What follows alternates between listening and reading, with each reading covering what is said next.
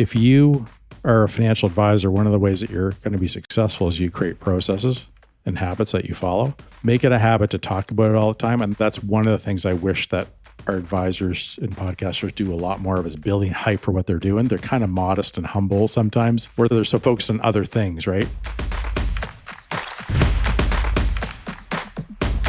Welcome, Model FAs. Appreciate you tuning in to today's episode. My name is David DeSell, president of Model FA.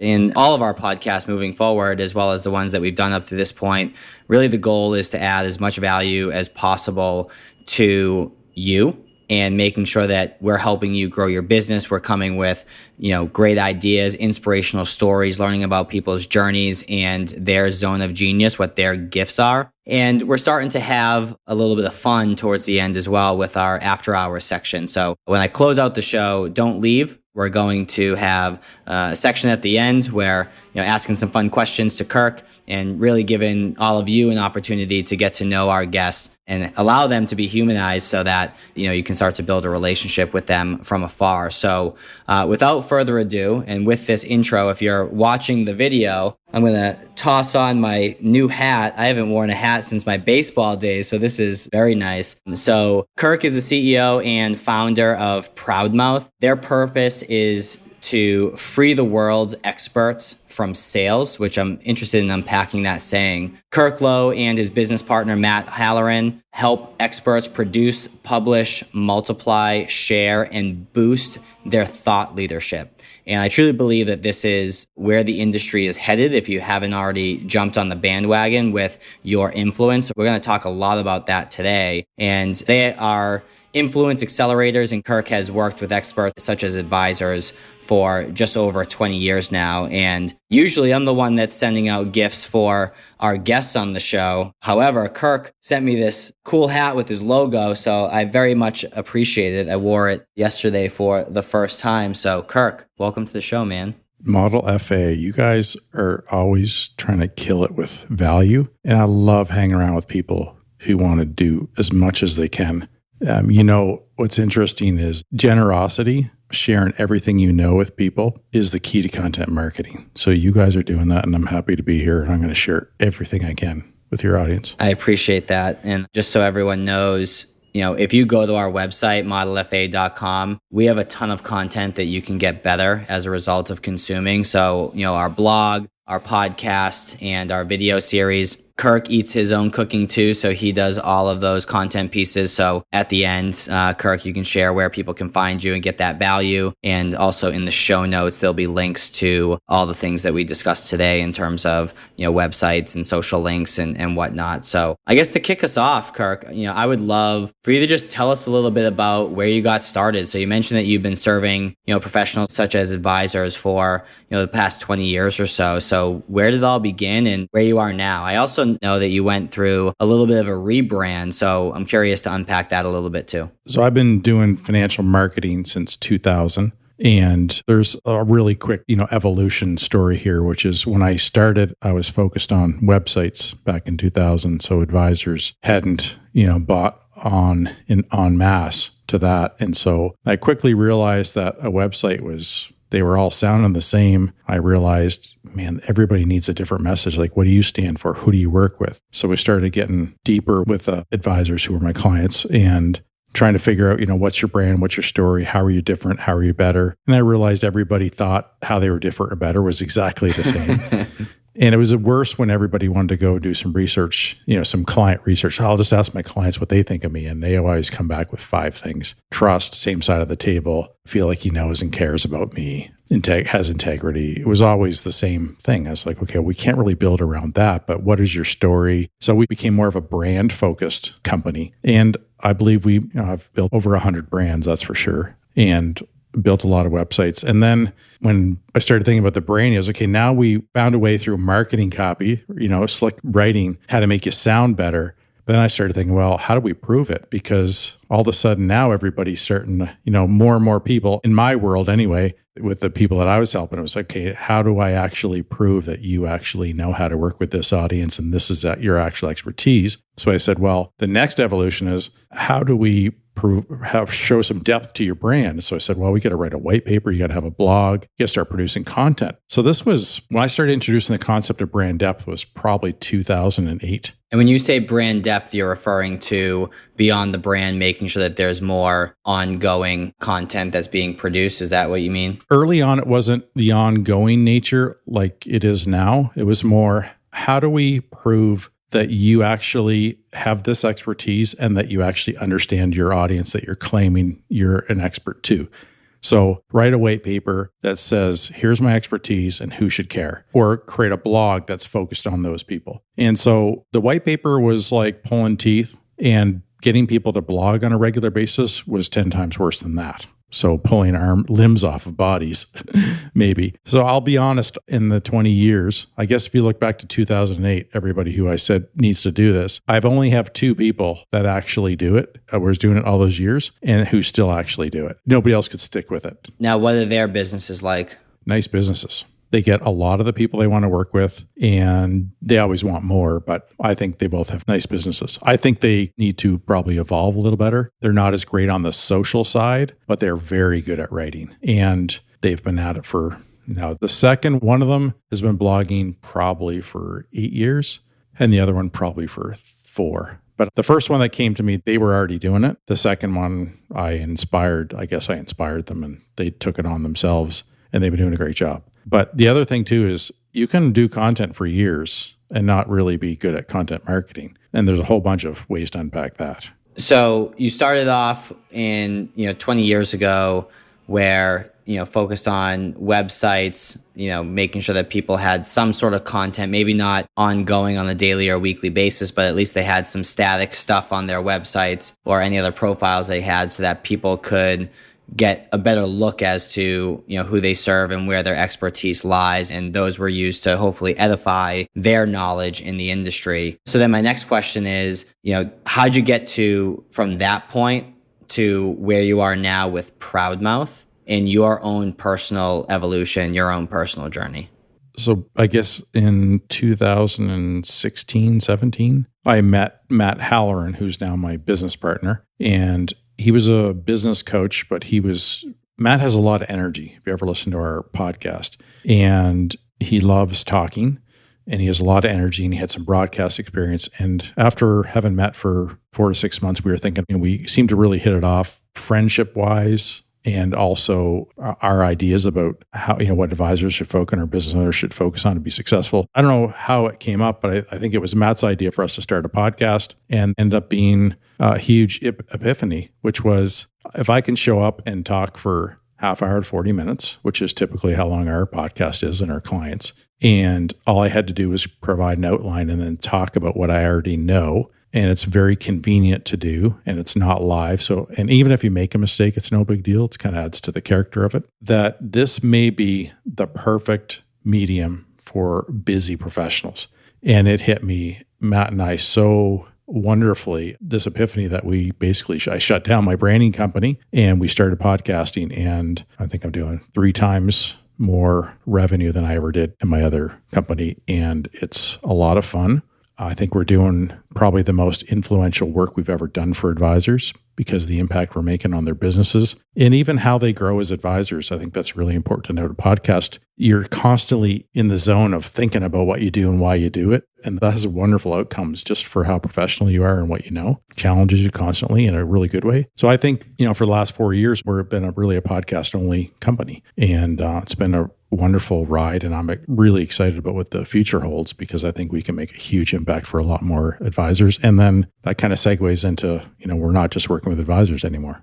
Yeah. What's interesting is you went from branding, which I think can be somewhat of a wide net, right? Because there's so many different aspects to branding. So I would equate that to, if I asked an advisor, oh, what do you do? And they say financial planning, right? It's super general. Whereas now a portion of branding, an aspect of that can be the podcasting strategy. So you went super, super niche focused, right? So how that equates to the advising world in my from my perspective anyways, is I do financial planning for insert the niche here, right? Where it's much more specific. And then what it seems like you've done at this point is you've realized that this works and you've been able to generate revenue, you've been able to have an impact, and you're just widening your niche a little bit more. So the way that I would interpret that for advisors is if you're working with, say, you're doing financial planning for physicians, maybe you start off with physicians in your local area and then you expand geographically to serve more people. It seems like you're doing something similar from an expansion standpoint since you've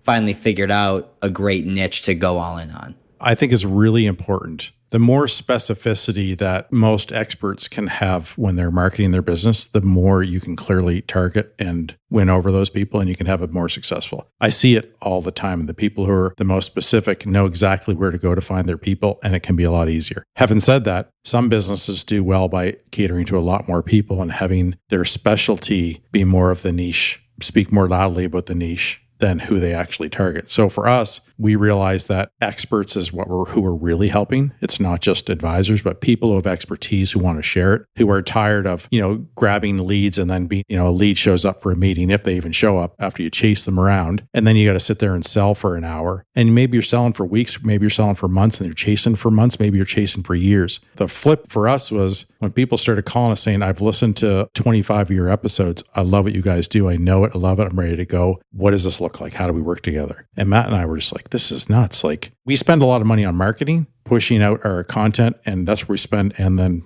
creating content and pushing it out. But we don't have to run ads and we don't do other things, because what we're doing is we're turning skeptics into fans, and then the fans come to talk to us. And I hear, and I see this all the time in the financial industry especially, is how many advisors are so tired because they haven't done the work to turn anybody into a fan before they meet with them. And it's a lot of work. And honestly, I don't think most people want to sit there and sell all day. It's just the cost of doing business, right? But if you don't have to, it's a wonderful place to be. Now, I'm not saying everybody that ever reaches out, because sometimes they hear about you quickly and they don't want to listen to 20 podcasts. So they come to you a little more quickly. But I can push them back to the podcast and save a bunch of credibility building. And so I'm still in a better place, if that makes sense, than I ever would be without it. It does. And I think this next question will start to lead more towards questions around the podcast strategy specifically. But one thing I want to hit on is, as I was going through your website, one of the phrases that I came across quite a bit is a phrase, called the expertise economy. And I want to know, what is that exactly, from your perspective? Help me understand what that is, why it's important. I know I made that up myself, but I don't know if it existed anywhere else. I haven't come across it. For about a year, I thought I'd come up with this other term, and I realized everybody else is using it differently. I was so bummed out, but I'm not worried about this one. But how I envision the expertise economy is if you're competing for business on the fact that you provide better or different or specific expertise that somebody needs, and that's a motivation or a cost or a table stakes for either gaining their attention, or them deciding to do business, or them deciding to stay in business with you, that means you're competing in that economy. And if you're competing in that economy, there is no other marketing for you to do but content marketing. Which is interesting, because back in 2008, Seth Godin, who's one of the world's most renowned marketers, he's brilliant, said this, and I quote him all the time because it's brilliant, is content marketing is the only marketing left. And he said that in 2008. And the financial industry lags behind, partially because of who's in it and partially because of the compliance or the legal concerns that slows down. But there's a couple reasons. So, you don't have to freak out that in 2008 you weren't doing content marketing, but if you're not doing it now in 2021, it's starting to get to a place where that's a risk in your business of being stagnant, because I'm seeing some pretty special stuff, and I got some pretty special stories about people doing neat stuff with content marketing who have set their business up for success for a lot of years. And they don't have to work like dogs to get there or to keep it going, because they've got a system that they've invested in for 3-4 years. And that system is a competitive advantage, right? It's a huge barrier to entry for other advisors who are 4 or 5 or eventually further behind than that. Well, I think that's part of the issue. Is you just mentioned that they've spent 3 or 4 years doing the things, right? Creating the content and trusting the process, and they're starting to reap the benefits off that now. more consistently than they did over the first 3 or 4 years, because over the first 3 or 4 years, I'm sure there were a handful of wins along the way, but now it's probably much more predictable. And I find, with our advisors, some of which, that we coach, they give up too soon, right? They do it for 6 months or they do it for a year and they're like, man, I didn't get anything from this. And then they just stop. And it leads me back to, pretty sure it's a Napoleon Hill book, 3 Feet from Gold, where they're so close and they give up and then they lose all that momentum. And quite frankly, anyone that was following them that then sees them stop, like people notice that. Right. So if you start back up again, it's kind of telling, oh, you didn't think it was important during that point in time. So I think my biggest recommendation would be whatever content you're putting out, whether it be blogs, podcasts, etc., just commit to it, trust the process, and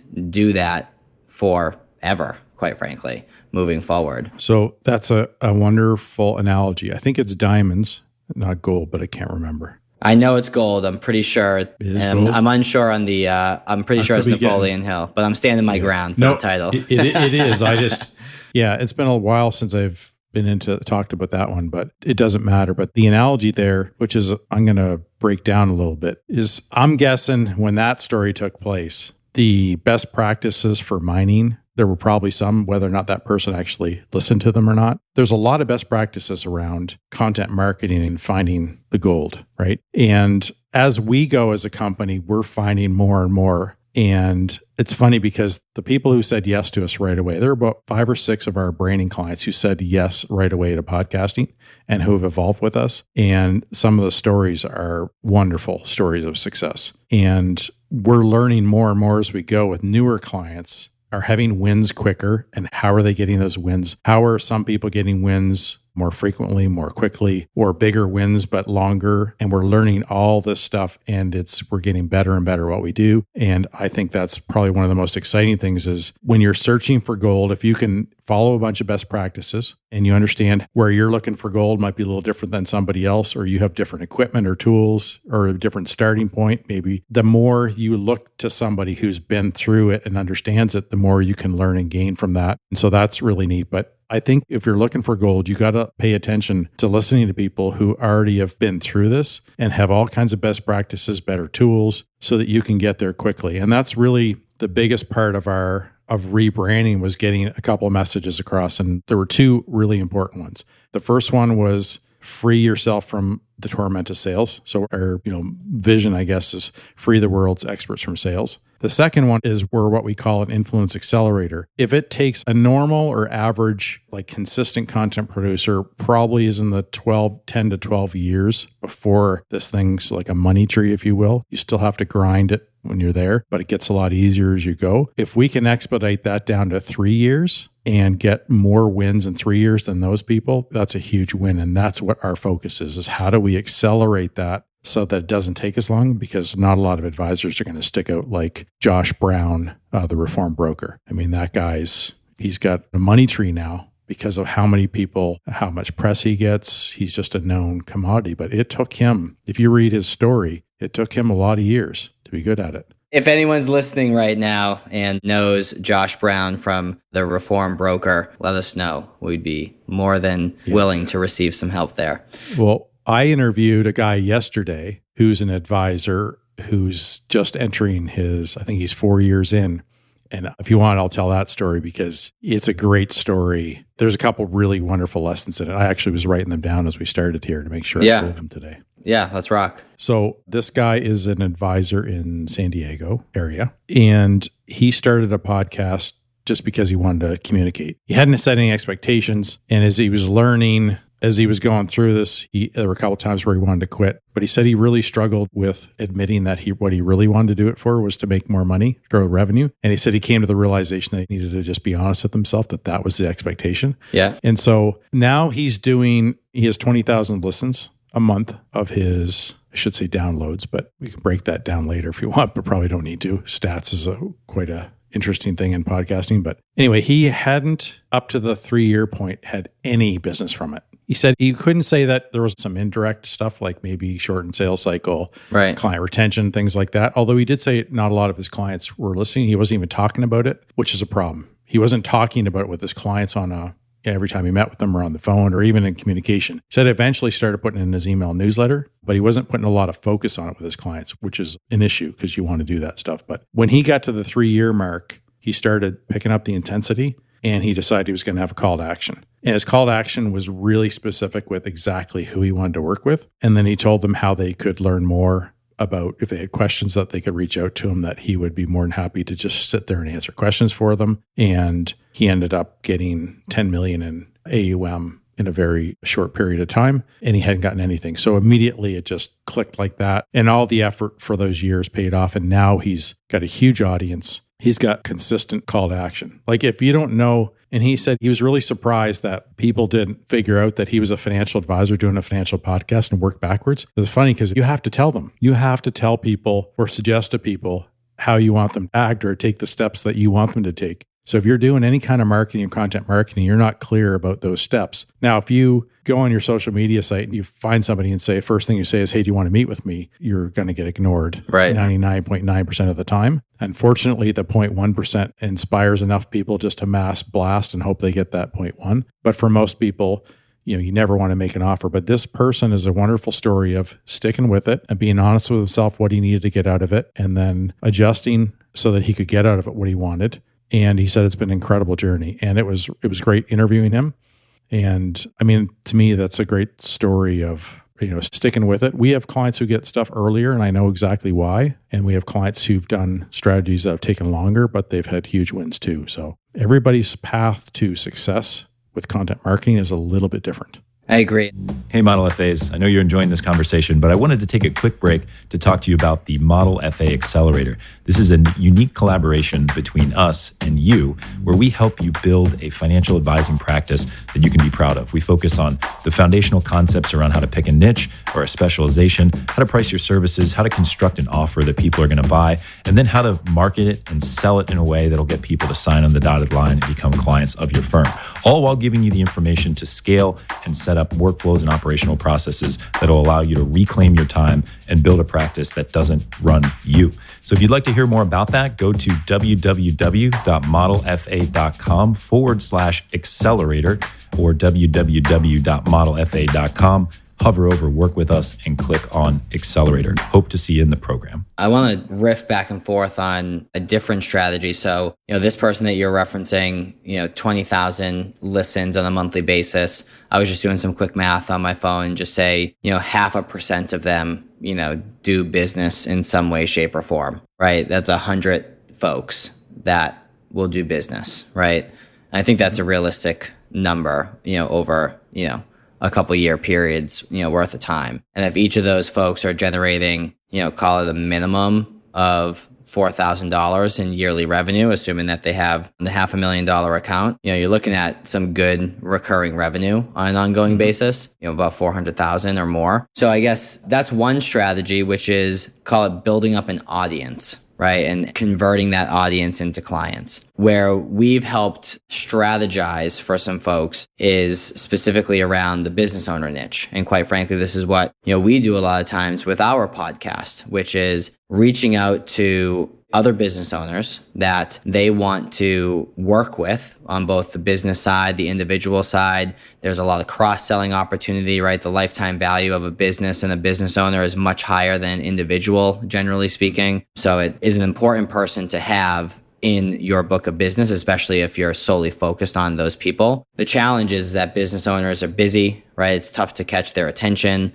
And, if you reach out to them and say, hey, would love to meet with you in regards to your financial planning, unless it's a super strong referral, they're probably not going to meet with you because you're not the only person calling. And again, they have plenty of other stuff to do. So where we've helped folks, and I have a client out of Arizona who he's just the first one that comes to mind. He started this right when the pandemic started. And what he does is he invites them on the show, similar to what we're doing right now, Kirk, and interviews them, learns about their story, their area of expertise. And the way that we position it to our clients from a strategic standpoint is, listen, this is all about getting someone's attention. And this is a creative and ethical way to trick someone to hang out with you for a little bit. And when you ask them a bunch of questions and give them an opportunity to share their story, they don't know what it is, but at the end of that, hour-long segment or however long it is, they just really like you, right? And then you deliver a media kit to them afterwards, maybe take them out to lunch or, Zoom call, depending on, when COVID is not a thing anymore. And, now you have a relationship, and then you can insert what we call a give to get offer where, we say something to the effect of,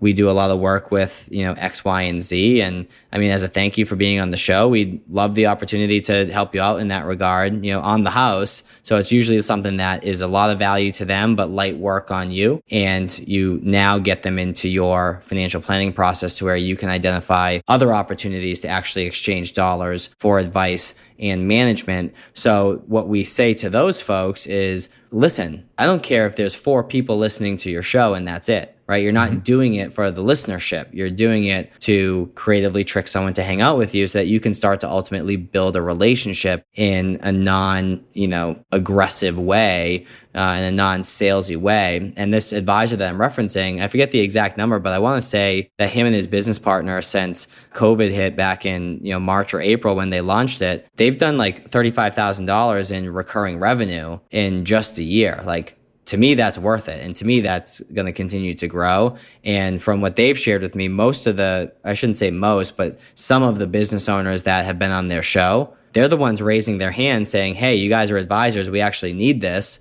And they're just self-selecting themselves into the process. So I'd like to get your take, Kirk, on how does an advisor decide, and maybe it's based on niche, but how does an advisor decide, should I go based on trying to increase the reach of the podcast and the size of the audience, or should I use it as an interview style podcast where I don't care how many listeners there are? I can't believe how in sync we are, because I wrote down, as soon as I finished telling that story, I wrote down smaller downloads are fine. Not just fine, they can be incredible. So I gave an example that is probably going to be hard for a lot of people to get to. And the more competition there is, the more difficult it'll be to get to the high numbers. But the high numbers, like you said, they're not important. And there's a lot of different ways you can grow a podcast. So what you're talking about, we have our first podcaster, the first person to say yes to us, first 18 months, what he was doing was he was going to CPAs and attorneys, and he was using it as a way to meet new ones or to strengthen relationship or renew relationships with people who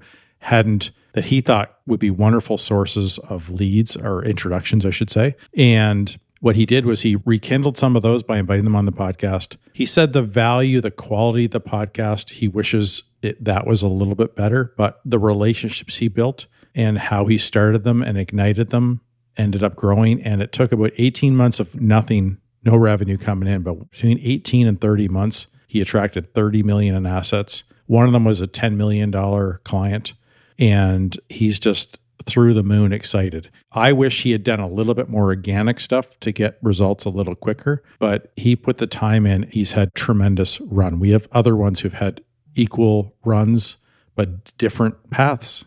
And that's the thing. He doesn't have big numbers. I don't think he usually gets more than 100 to 200 downloads now. He had one where he had a local sports announcer who I think had recently retired, and he connected to him, and he said that was actually a turning point because he had so much fun in that podcast that it seemed to change his approach in the future, which is always a really important thing. Find a way to enjoy what you're talking about because your audience will probably enjoy it more too. But yeah, the answer is you can use this all kinds of neat ways. So that way was establish relationships with centers of influence.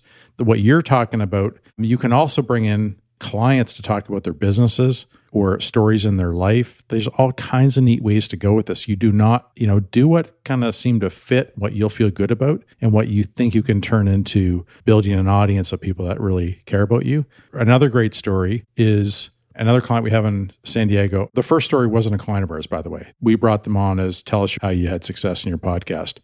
We had no idea what their story was, by the way. When we do content, we bring on people in our podcast, and I'm sure you do the same thing. You don't always know exactly how it's going to go, but you know that if you're doing the right things, and you just kind of work through it. And it's funny is everybody who's having success a lot of times their story is almost bang on with the story that we're telling. And that's always a great thing. We don't set that up, it just happens. But another story is some of our podcasters, what they do is they'll have very specific topics where they'll actually say, there's 20 people I know that I want to work with, and they'd probably really love this topic. So they actually do a topic on that, and then they share it with them. So it's like a mini campaign strategy, if that makes sense. That's a really interesting one. Another one is they already have a way to get introductions, but they want to shorten the sales cycle this is usually with bigger fish, like landing like, 10, 20, 30, $50 million clients. But we had a wonderful success story with the San Diego client that I started telling about 3 minutes ago and get sidetracked. Is they had a huge client, and their clients, they typically do, in their words, about 10 different things that they end up doing for them. And they get them through large charities. So they're people who are about to make massive donations to, I think it's typically hospitals and things like that. And they do is they work back, the charities work back, and they come up with these plans, these strategies on how to most efficiently do that so everybody gets the most out of it. And these are all customized strategies. But when they get a client, so they're usually really big, but usually it takes them, they said, a couple of years before they do all the 10 things that they ask them they want to do for them. But because they had talked about a lot of these things in their podcast, when this person came, they said it was the first time ever in their career, and these guys have been in business for over 20 years, that somebody said, I want all 10 things right now. And they were floored because they'd never seen anything like it. And that was because of the comfort level that they had listening to them through their podcast. So, you can talk about topics and create campaigns. Another way you can use it is with a client or a prospect or a center of influence, and they're talking about certain things. Say, hey, look, I talked about that in my podcast a couple of weeks ago. Why don't I send you that episode? I don't want to take 45 minutes talking about it right now, but when you have time, listen to that. That's been really effective too. So the idea that I said earlier, the journey and how you use it, there's so many ways that you can think of. The more you're doing together, the more success you'll have. Well, I like to, because we're big on with our clients and just anyone that has a business development portion of their job or career, is to intentionally, proactively, and methodically and systematically advance relationships. And I mean, I love to share audiobooks and podcasts all the time, because what ends up happening is, even if it's not my own podcast, right, but it's someone else's podcast, I'm going to share that with someone. They're going to get value, most likely, from that episode that I shared, but they're going to associate that value with me, right? Because I'm the one who shared it, and I'm just immediately in a different category in their mind, because I'm not always just spitting about financial planning to them. It's, like we have a client who's really grown over $1 billion RIA through fly fishing. I guess a bunch of rich people like to fly fish. So that's been his niche, quite frankly. So, he'll take them out. I'm sure he'll, get them certain gear and share certain resources. And because he's coming at them with fly fishing and not let me manage all your money, he ends up ultimately managing all their money. So a podcast where you integrate fly fishing, like great fly fishing spots, your podcast, just think of that. Like, I don't know if that's what they're doing, but that's a absolute easy decision as far as what are you going to do in your podcast. You don't have to talk about financial planning all the time, right? You have a lifestyle podcast and say you're a financial advisor and say, if you give them a call to action, you'll get opportunities. That's a good point too. And then I do want to rewind a little bit, but the point that you just mentioned in terms of it can be more of a lifestyle podcast, depending on where you're an advisor, right? Depending on the firm, if you're on your own or what that looks like, there's different compliance hurdles that you need to go through. And sometimes companies will just put the kibosh on it altogether. And it's mainly because they've never been asked the question about, a podcast. So it's just easier to say no than figure it out. So just know that if that happens to you, be persistent in your ask and continue to push forward. But a way around that is, hey, I'm not talking about financial planning at all, right? I'm talking about this topic, whatever that may be. And that's a way around that scenario. And for folks that, we've helped, and I'm sure you've helped with the idea of a podcast, if they've hit a roadblock initially, if we come back with the lifestyle oriented version of it, then that gets to, tends to be improved. Yes. And the fly fishing example really have to do what you like talking about. So you're excited when you show up for your podcast. Yeah. I mean, you don't want to dread it, that's for sure. So you got to figure that out. But there's so many opportunities to make it work and to leverage it. And you could do the same thing. I know we're talking about podcasts because we're on a podcast and that's what I do, but you can do a blog. The intimacy level of a blog compared to a podcast doesn't really, they're way different, right? There's just something about listening to a podcast. It's very difficult to get that out in writing because you have to be really talented, but you can be a competent to decent podcaster. It's not that hard. I agree. Going back to the person who was using the podcast for his COIs, and I think you said something to the effect of, didn't really see anything for the first 18 months, but then, the 18th to the 30th month brought over like $30 million, one of which was a $10 million client, if I remember that correctly. But you had also mentioned something, Kirk, something to the effect of, I wish he had done some more organic stuff to speed that process up. Yes. What are you referring to? Like, what can people do to accelerate their results? So we're actually later on today, which is not when this podcast is going to go, doing a podcast called 25 plus organic marketing tactics to move your content marketing forward. So perfect. Yeah, but I'll give you some teasers. Yeah, I've actually got a document that like a checklist, like a little scoring system for people, but I'll give you the categories and a couple things here. So niche audience, the more clear you are about who you work with, right? The fact that the first example I gave said this is exactly who we work with and what we do, you're way more likely to get a response. And you can also tell that story to everybody you know, because those are the people you want to listen to the podcast. So just being part of organic marketing is knowing who the heck you want to work with and talking about it all the time. And I can't believe how many advisors are terrified to be more specific with who they want to work with.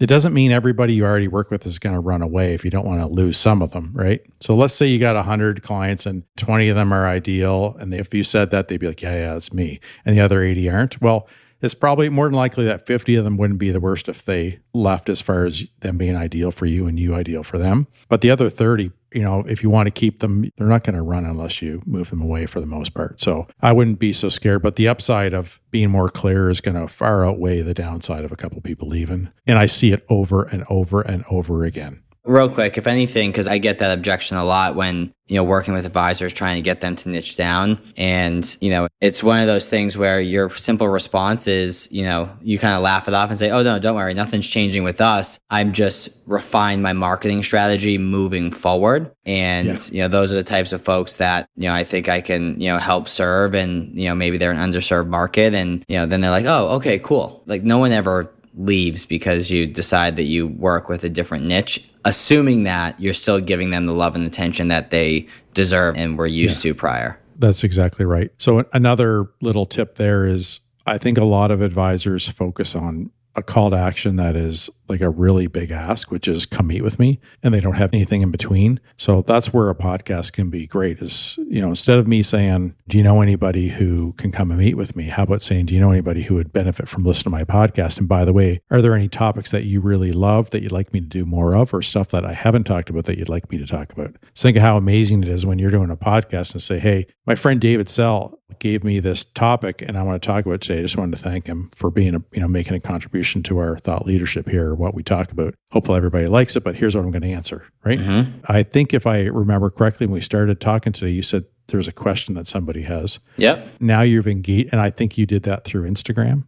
Yeah, Instagram, Facebook, LinkedIn. So somebody, said, hey, I've got this question, and now I presume you're going to name them, and they're going to feel good. And we feel good because we want to help people out where they're at. So engage people, have a better, clearer call to action. Make sure that you're emailing everything you're doing at least once a month to your clients and make it as valuable as you can. Just don't talk about all the little things going on in your practice. Talk about things that matter to them. If you're doing something neat in the community, absolutely mention that. But your newsletter should be, educational, have a lot of value, move them forward in their life and their business and their wealth. So things like that. Yeah. Make sure you have a process to inspire people. So if you want to inspire referrals, I should say, make sure that you have something that they're inspired to talk about. And I can't tell you how many times our clients, it's one of the first things they say is, I can't believe how many people are in love with the fact that as a financial advisor, I have my own podcast. It's just instant credibility. They love it. And it's such a great way, such a great conversation, talking point with people. So if you are a financial advisor, one of the ways that you're going to be successful is you create processes and habits that you follow. Make it a habit to talk about it all the time. And that's one of the things I wish that our advisors and podcasters do a lot more of is building hype for what they're doing. They're kind of modest and humble sometimes, where they're so focused on other things, right? Yeah, it's hype to promote listenership and to create awareness around what they're doing. And they also should be, we haven't mentioned this yet, they also should be splicing up their podcast, to a number of mini clips and quote cards and things like that to be able to, blast out on the social media platforms and add additional value from a micro content standpoint. Because, a lot of times, people may not have 30 or 60 minutes, but if they, listen to a 2 or 3 minute clip and it's super enticing, then they may invest the time. But the other thing with mentioning it all the time is it's so much easier now for other people to refer you when they say, oh, why don't you listen to their, podcast, listen to one of their episodes. Let me know if, based on how they were talking and, how they ran the show, if you would like an introduction. It's way easier to refer someone to a piece of content than it is to a person. And if they decide at that point in time that they want an introduction, they're already halfway there to becoming a client, and you got to really mess up or they got to be unqualified for you to not make that happen, because they're making the conscious decision after already doing some due diligence and getting a sense of who you are to ultimately meet with you. So it's a great tool to make you and your business a hell of a lot more referable. Yes. One of the best and worst things about podcasting, so best, it's anonymous. So people can listen to your podcast and you won't ever know they listened. And that's a problem that a lot of people are who are businesses want to know, well, who was it so I can follow them? The anonymity of it is actually really wonderful for marketing. You just got to be prepared to earn it. And what it does is it forces you to earn it. And the people who don't want to earn it are the ones who are going to start it, and in 6 months they're gone because they didn't get anything out of it, because they didn't understand the process and the grind. And the grind, people get scared about the idea of the grind. But I was talking to the founder of one of the most prolific podcast channels, hosting channels. They host 85,000 podcasts. And I, the CEO, we were just on a call talking about some stuff that we're working on. But he said his podcast is quite successful and he's earned 7 figures off of his podcast, monetizing it, which is not something that I have experience in doing. But anyway, monetizing from a, ads running and sponsors and stuff like that. We're not in that world yet, but I know it's inevitable we'll evolve into that stuff. But he was saying that the biggest thing about having a successful podcast is the grinders make it happen. So when I talk about organic marketing, that's grinding it. That's doing all the little things. And a lot of times they're not a big deal. There's stuff you're already doing. It's just taking the time to remember the things you're supposed to do, building hype, talking about it, making sure it's in your email, sending a note to an existing center of influence or an old one or a new one, and leveraging your podcast or topics in it. Would your clients like this? There's just so many little things that you can do to leverage it that a company can't do on your behalf, like mine, that are going to make a huge difference. And over time, that grind is how you get ahead. And that's, you have to, hashtag embrace the grind. I agree. It's a commitment to the process, right? And there's a great book called The Compound Effect. Maybe it's Darren Hardy, if I'm not mistaken, is the author, but The Compound Effect, where it just talks about, the daily disciplines and, the little stuff that you do every single day. It compounds on each other and it turns into something special. So let's transition over to Natalia's question. So Natalia, and I know that you had just recently hired some branding consultants for your rebrand. So I'm not sure how in alignment this is or how much experience you have in this space, but Natalia's question was, how do you know when you and your company is ready to partner with a PR firm? So a lot of what we talked about so far is producing content with your own efforts and having a lot of organic activities involved with gaining that additional reach. And there becomes a point in time where it could make sense to hire a firm to help amplify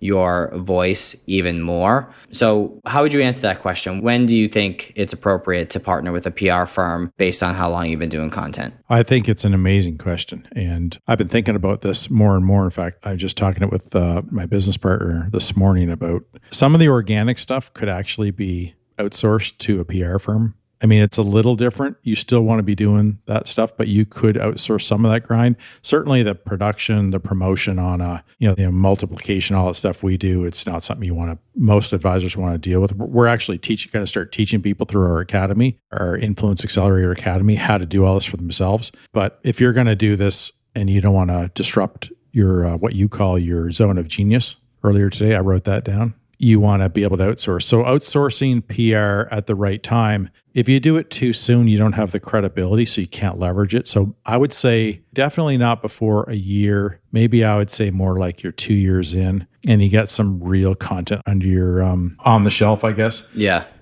For me, starting with PR too soon to help you when you just started, it's not as leverageable, so you're going to waste a little bit of time and money. Having said that, it's kind of one of those things, the best time to plant a tree was 20 years ago, right? So I think you got to get a feel for how dialed in you are to your podcast. It's kind of nice when you get over some of the issues that you have not being as good at podcasting when you start, which is a reality. You go listen, I'm much better at it now than I used to be. I mean, there may be some people who have some thoughts on that, but different thoughts on that, but I'd say that that's probably 2 years, maybe a little 6 months on one side, 6 months on the other side. I can tell you that the story I was telling you about the didn't get anything until 18 months, that case study client, one of the things that started happening a lot between 18 and 30 months, I think you get 7 media appearances.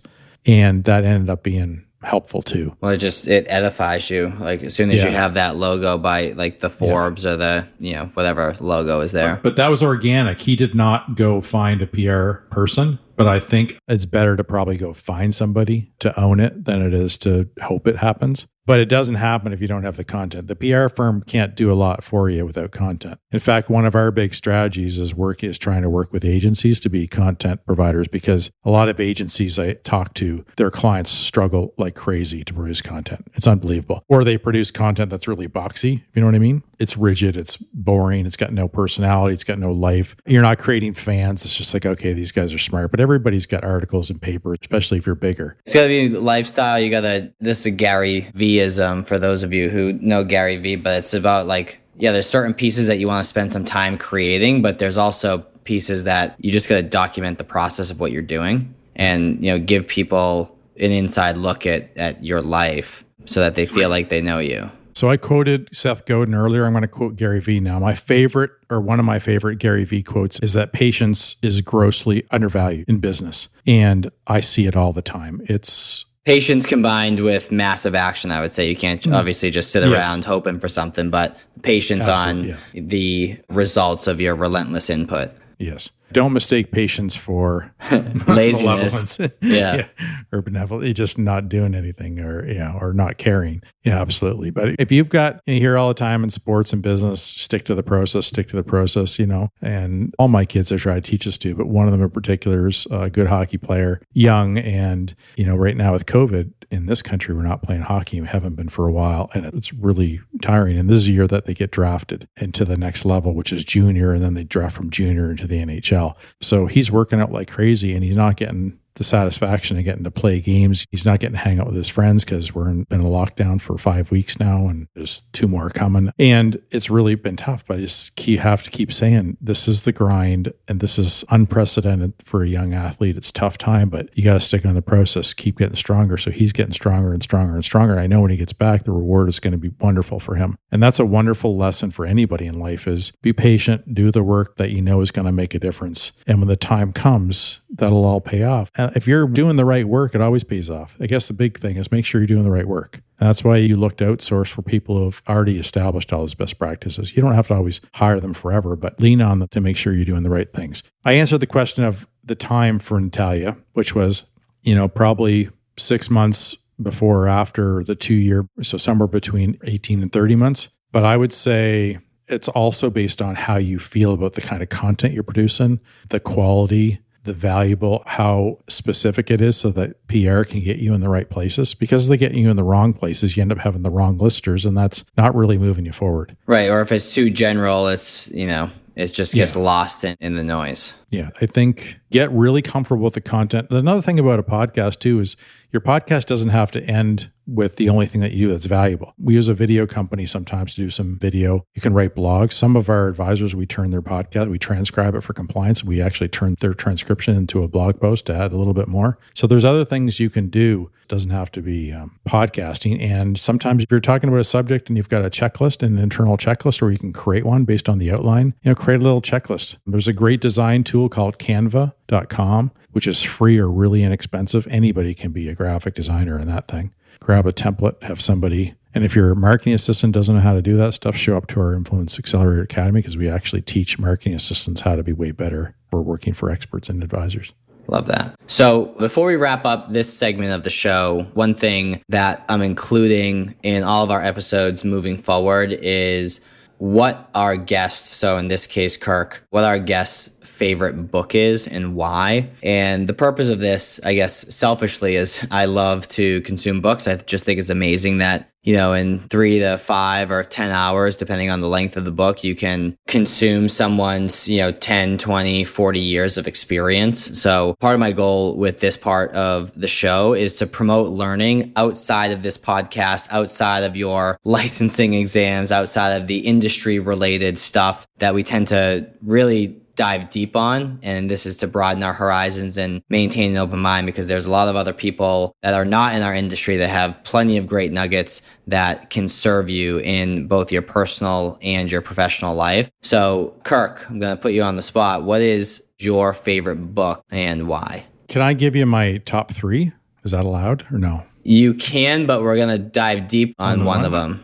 I think the most influential book on the business and where I've been at in my career has been E-Myth by Michael Gerber. And the main reason is the whole idea that you either own a job or you own a business. And to me, I think that's one of the most important things to understand as far as what you want to build and grow, and then attribute everything you're doing, whether it's on the path to one or the other. And for me, that's been the most influential and my favorite book. And I haven't read it for a long time, but it's always on my mind. And it's just so sticky. Well, it's got over 11,000 views on Amazon, so it shows me that it's popular. Oh yeah, over 1 million copies sold. I actually haven't read that one, so I just added that to my wish list. What are the other 2? The other 2 would be my favorite, I think, and one of the reasons, I don't know if I answered this well enough, but that we switched to ProudMouth as our new brand and freeing experts from the world's experts from the torment of sales and influence accelerators, all those terms and names were a part of us trying to start to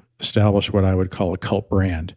And I learned those ideas from a book that I just came across a year ago. And I went to their conference for marketing people in Banff, Alberta, which is a beautiful ski hill. Stayed in the Banff Springs, which is a wonderful, iconic hotel in Canada. And the book is called Fix. And the 3 authors are Rob Howard, who I actually hired to build our ProudMouth brand for us. Even though I know branding, it's very difficult to do it for yourself, and he was better at it. He's brilliant. The other authors are Chris Nealand and Ryan Gill, and Chris Nealand and Ryan Gill started that cult gathering, cult as in cult brands.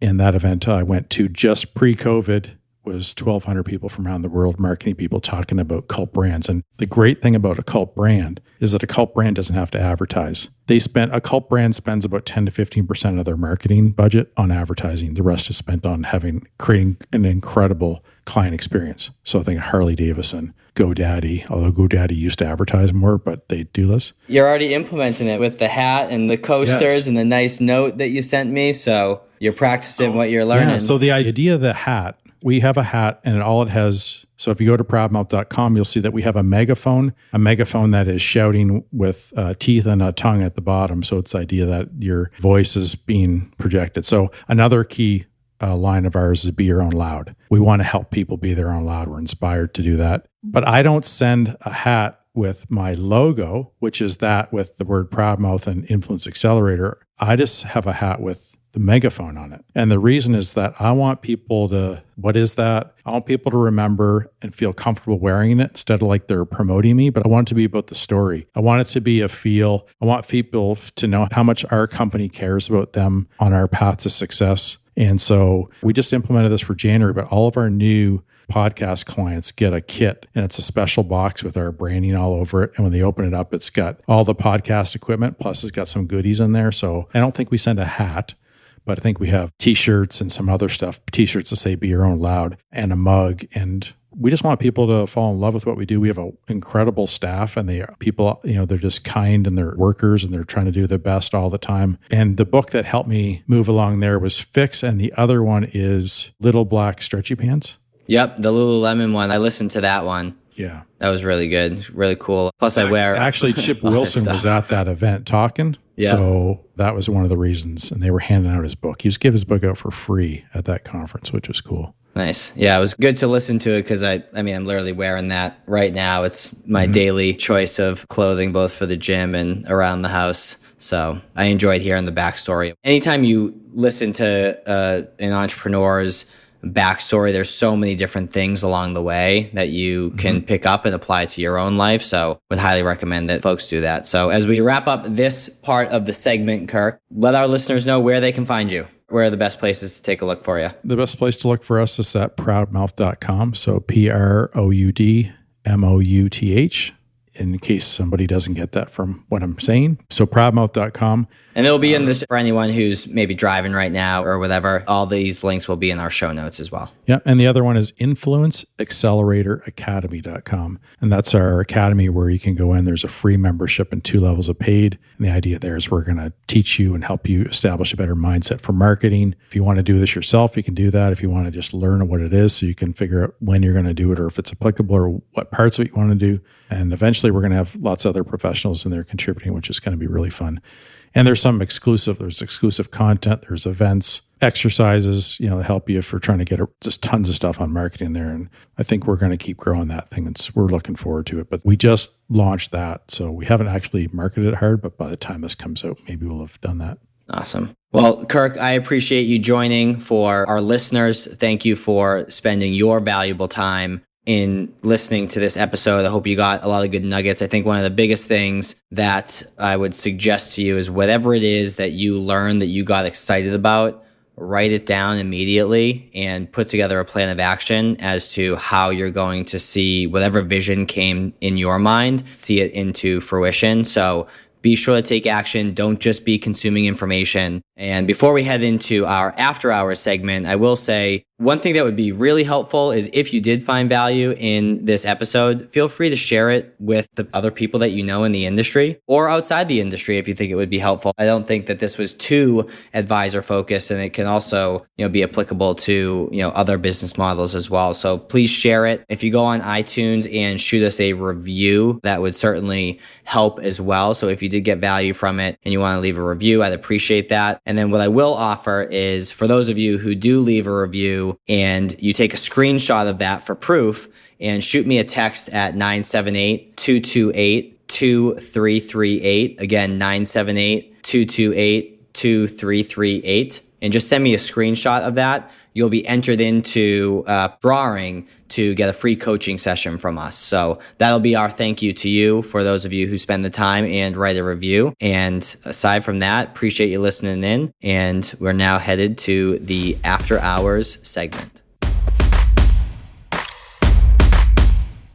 So Kirk. So after hours, what does that mean? We just go crazy or? Yeah, take our shirts off and no, I'm just kidding. Wave them in the air.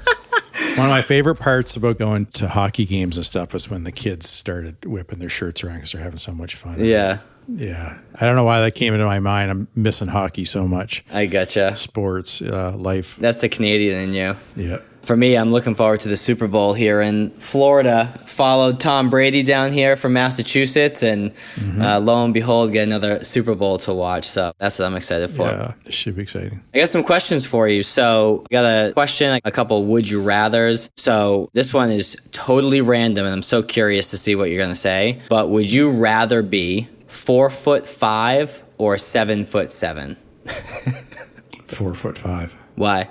I'm going to say health. I'm guessing being 7'7" is a lot harder on your body than being 4'5". And I think living a long life is a wonderful gift. Although I do know that, isn't there a stat that 10% of the people who are over 7 feet tall play in the NBA? Something ridiculous like that, or is it 1%? And I think 73% of statistics are made up, so we can go with that. Either one of them is fine. They're both BS. So I think I'd want to be 4'5" because it's fun size, and if you ever need to hide from something, it's way easier to hide when you're 4'5" than 7'7". Oh, yeah, it's a lot easier to be powerful, and I think if you're 7'7", you're hurting your back every time you lean over to pick something up. I just feels strong and healthy, and Gotcha. I think either way, people are looking at you like you're an outlier, unfortunately, but. Now, this could go a couple different ways. Would you rather have the best house in a bad neighborhood or the worst house in a good neighborhood, and why? Oh my goodness. As long as I'm living in a house that's loving and has stuff for my family to be, I don't think I would really care. I probably have a nicer house in a mediocre neighborhood right now. That wasn't the part of you can't make up your own questions, Kirk. I know.